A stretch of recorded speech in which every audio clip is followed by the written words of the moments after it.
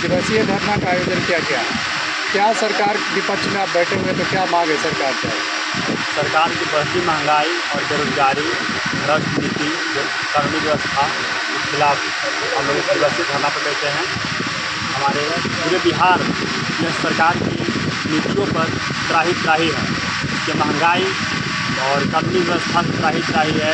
आए दिन मर्डर हो रहा है, आए दिन पेट्रोल डीजल की महंगाई बढ़ रही है, किसानों का खाद नहीं मिल रहा है।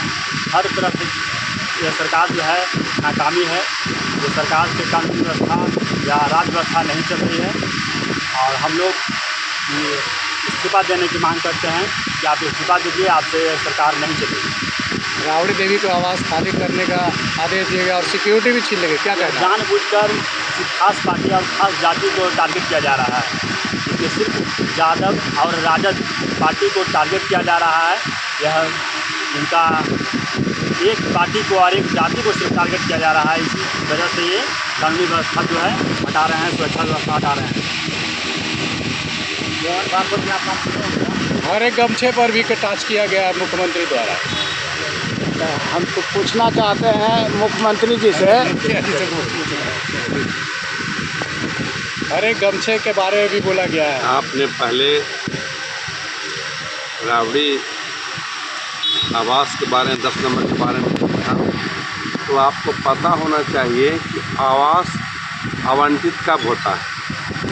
जब विधानसभा का निर्वाचन होता है या नए सरकार का गठन होती है या एमएलसी का नया चुनाव होता है, तो जो जिस सीट पर निर्वाचित होकर आते हैं तो उनके आवास के आवंटित होते हैं। तो राबड़ी देवी का विधान परिषद चुनाव जून 2024 में निर्वाचन हुई। तो 24 में जो इनको हटाना था, तो 24 में जब पुनः आवास आवंटित कर दिया गया, तो फिर 26 में उसको बदलने की क्या तुक है? किस बायनोट से आप आवंटन बदल रहे हैं?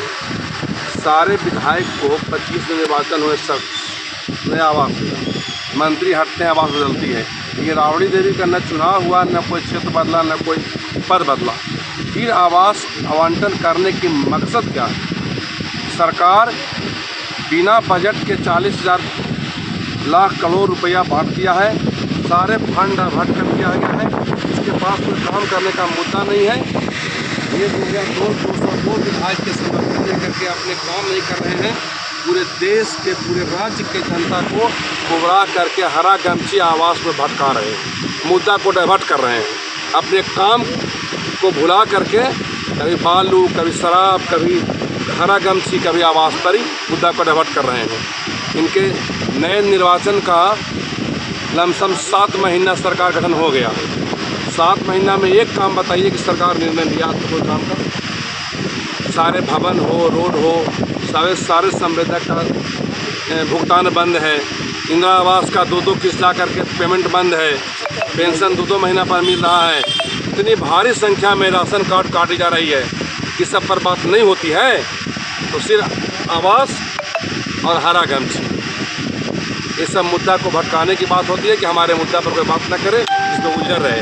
कि हम अपने नेता से भी और वर्कर से भी कहेंगे कि मुद्दा में मत भटकिए, उससे काम का डिमांड कीजिए।